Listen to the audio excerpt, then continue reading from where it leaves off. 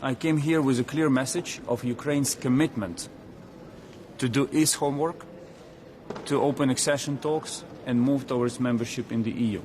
In return, in the spirit of partnership, mutual interests and reciprocity, we also expect the European Union to make a decision that will appreciate the European Union is unable to make decisions of historic nature and keep its promises. As you know, Russia has increased their attacks.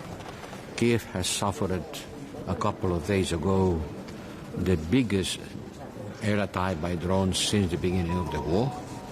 So the attacks against Ukrainian cities continues, but at the same time the casualties of the Russian army continues growing. That's the moment to put all our capacity to support Ukraine.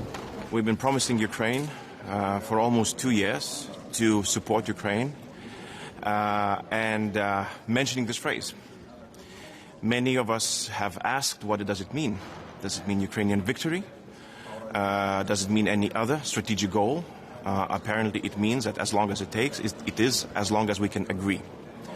And if we cannot, obviously that will have huge repercussions, first of all in Ukraine, but not just there. I'm not worried, but the position of Hungary has indeed been very, very deplorable over the course of the past months. It is crucial that we keep on aiding Ukraine for as long as it's needed, and it's not only for the cause of Ukraine but also for our own cause. This is a crucial week for Europe, and it's a question: can we rise to the challenge and overcome difficulties? In the past, we have overcome all difficulties, and I will certainly do my utmost to overcome this as well.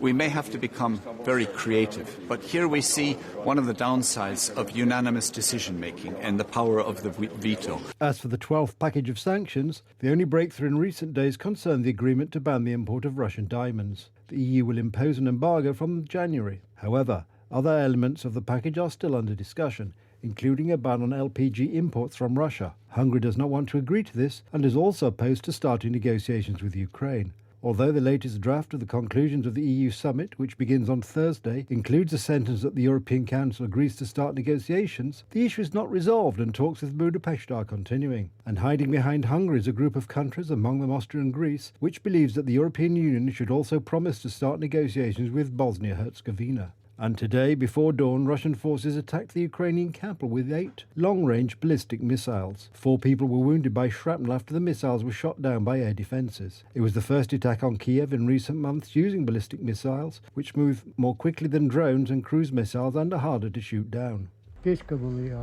All I have left is a heater and a saw and nothing else, and I just don't know what to do with it. I may have to renovate what's left of the house, redo the roof and rebuild the walls. See what friends and neighbours we have. They helped us a lot last night. I couldn't even imagine that something like this could happen. We didn't hear anything. It was quiet. We slept heavily at night. Then there was an explosion somewhere. Barefoot and almost naked, we ran out of the room. Later we found some clothes. We went outside and saw that everything had been destroyed and nothing was left. What will happen to us old people now? For the 2 of us, 2 elderly people, it was a huge stress. My husband is seriously ill. He is after 2 heart operations.